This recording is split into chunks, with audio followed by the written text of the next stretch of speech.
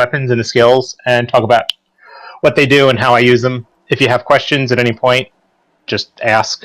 At the end, I'll talk a little bit about some strategy, in quotes, but a lot of that will probably come up as we go through the skills.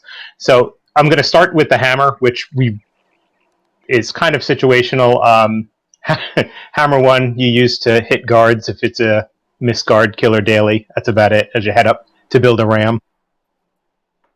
Hammer 2, Electro Whirl. That's a reflect on you. It's also a whirl combo finisher. So there are a couple times when a combo finisher can be useful, especially if you're using it in a water field or a light field. As a reminder, water is healing, light is some additional cleanses. So sometimes you'll see me if we're standing on siege or something and someone's shooting down on us, I'll step between them and use Hammer 2 to reflect. So that can be good. It's also worth noting that you can move in it. While you can run around and use Hammer 2, so that can be a good kind of, oh shit, you're in the middle of a field of something and trying to get out of it. Hammer 3, if I yeet myself off a cliff, chances are I hit Hammer 3. It is a combo finisher, elite combo finisher. It has 3 leaps.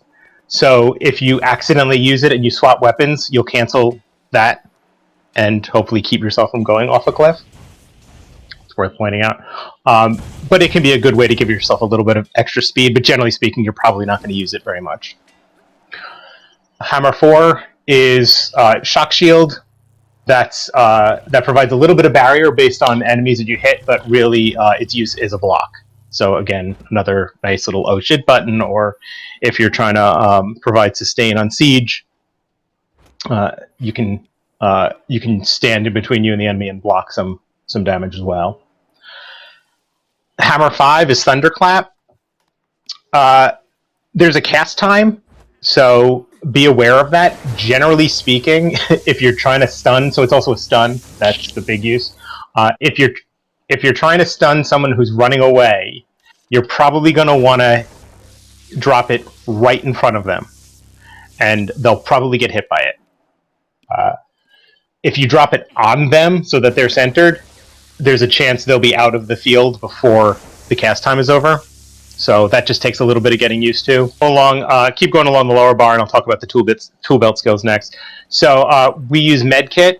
It's worth, as a reminder, this build is the primary purpose of this build. There's 2 of them. We're support, we are cleansing, and we are healing. So we do rely on both. The comps that we're running rely on having both. So generally speaking, we're not spending much time in Hammer, using a skill for a specific reason, getting out into either Medkit or Elixir gun, probably. So for Medkit, and just as a note for anyone who doesn't run an NG often, whenever you switch into kits, so that would be Medkit or Elixir gun, that counts as a weapon swap. So anything that procs on weapon swap will proc this. Okay. So Medkit 1, Med Blaster, standard heal. It works in a cone in front of you, so generally we're a step or 2 behind tag, or should be. So just keep that in mind. If you're too far ahead and you're using that, you're not healing anyone. Bandage Blast also kind of goes out in a cone in front. It's a regen, so it's another heal. The Cleansing Field, which is Medkit 3, that's a water field and pulses Condi Cleanse, so it's 4 pulses. 1 condition per pulse on up to 5 people, so that's 20 cleanses. And it's a water field, so I try to, if you're in Medkit, I'm going to skip to Medkit 5. Infusion Bomb, that's a blast finisher, so especially if there's a lot of heat, I always try to use 3 and then follow it up immediately by a 5, so that I'm blasting additional healing. Really good heal anyway, so the regen is very nice on it and heal. And then 4 is another AoE around you heal. Right, so that's mostly kind of running through them if we're taking any kind of damage. Make sure you're using those skills. Certainly with cleanses, want to make sure that you're using them when you should. I should have mentioned this before, but in the upper left, in the squad panel, you want to make sure you uncheck View as Grid when you're running Scrapper so that you see your party. So you can see their condies and see if you're timing your cleanses right. Leave is Bulwark Gyro for most of us right now. That's Barrier. In our build, if you have Scrappers near you and you're using Bulwark Gyro, you will share damage among Scrappers. So a percentage of the damage that you absorb will be shared to other Scrappers, which can be useful. Sometimes in theory it can be deadly, but more. Spend a lot of time in Elixir Gun. Elixir Gun 1, I use it to tag Daliacs. That's about it. Elixir Gun 2 will give Swiftness and Cripple. I generally don't use it unless everything else is off cooldown or on cooldown. We're just not relying on it, and we're pumping out a ton of super speed, so Swiftness isn't particularly helpful. Elixir Gun 3 is the big one in this kit. So that's a cone in front of us, AoE cleanse. It'll remove 5 conditions on 5 targets. It also does puts on stacks of vulnerability and poison. So this one is very useful for tagging enemies. This is where I get my bags from. Fumigate. So you're cleansing and doing some damage to the enemy, although what it's really useful for is downs. If you can tag downs with the poison, it makes it harder for them to get rezzed, because you're reducing the healing that they're taking. So I'm pretty much always using this off cooldown, unless we're on a group that has a really heavy bomb and I want to save the cleanses. A reminder, I do use it. It's nice to tag enemies, but our primary purpose here is for cleanses. So if all your cleanses are off cooldown, when we're actually taking damage, you're not you're not going to be as helpful. So just keep that in mind. Acid Bomb, if I've yeeted myself off a tower, I've probably accidentally hit Acid Bomb. Unlike Hammer 4, Acid Bomb actually propels you upwards and backwards, so you can shoot yourself right off a tower that has railings. So that's an extra bit of fun for that. Finally, Elixir Gun 5 is the Super Elixir. That's a nice heal, and it's got some Condi Cleanse in it, and it's a light field. So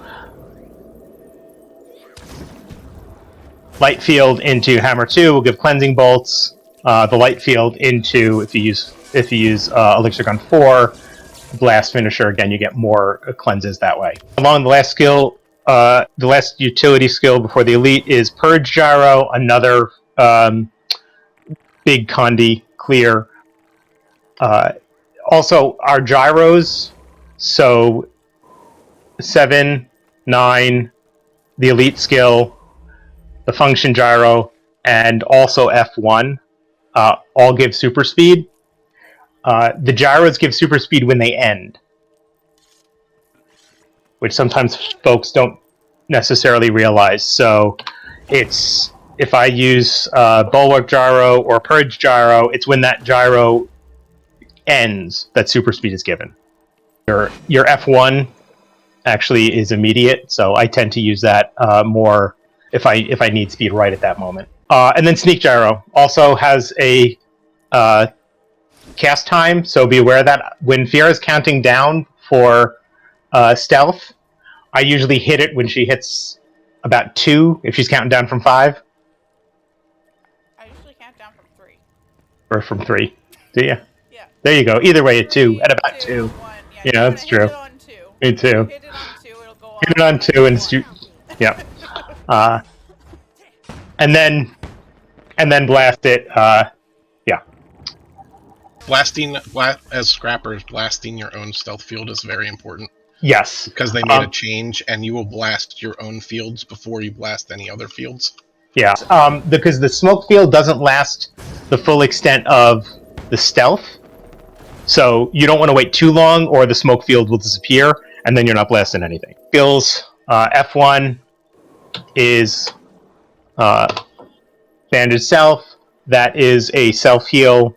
In our build, whenever we heal ourselves, we heal people around us as well. So you'll see green numbers all over the place when you're using skills.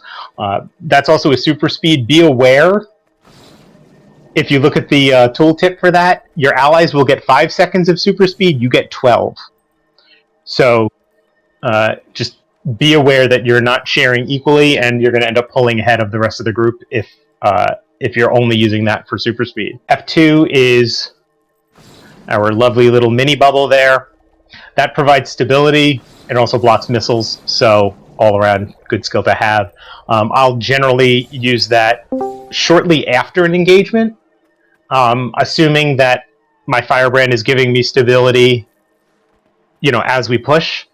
I probably don't need it, so I'll wait a little bit and then use it once the stacks are starting to drop down. Your mileage may vary. Your firebrand may vary. Sometimes I need to use it earlier in a fight if I find that I'm just not getting enough stability. I'll also use this, and you'll see scrappers generally using this to protect siege from enemy fire and stuff like that, because it's got that nice little dome. I also use it to protect if we're retreating or if we're doing an advance to the rear. That could be a nice way to help the tail, because you're giving them stability and then blocking missiles, right? Healing Mist is your F3. That's regen. It's a good heal. It's a good regen. It's also a stun break. So I generally use it as a heal first. I don't hold it as a stun break, but it is there as a stun break as well. So it's good to remember that. Or is the chemical field, the poison field. I drop this on downs. That's generally how I use it. It's a good way to take some enemies, make them harder to res, and do a little damage to them. And then Function Gyro. So Function Gyro is a lightning field. It's also it will damage downs, and it will raise someone, or it'll heal someone who is down. A few notes with that. Most importantly, they can be interrupted. So any skill that doesn't interrupt will destroy it. So generally speaking, if you see a down and they're in the middle of a bunch of enemy fire, it's probably not going to do much for them unless they're almost already up. Or if you can get to them, use your F2 for stability and protect them a little bit. But if you're just dropping it into you have some downs and a bunch of enemies are on top of them, it's probably not going to help. I like to drop that either on downs that are separated from the group as I'm running past them, or similarly, if I see allies that are not in immediate danger, I can drop that on them to help res them, knowing that it's probably going to be more effective. If you drop it on more than one enemy or ally, the cooldown is based on how many it basically are called. So it's in theory one per downed ally. So the number of allies that's raising increases the cooldown. Lost cause. If there's a whole bunch of them in there and they're all just going to die anyway, you're just going to give yourself a long cooldown on that. It's also another fairly quick casting way to give yourself and your ally super speed, because it's immediate, unlike most of the other function gyros.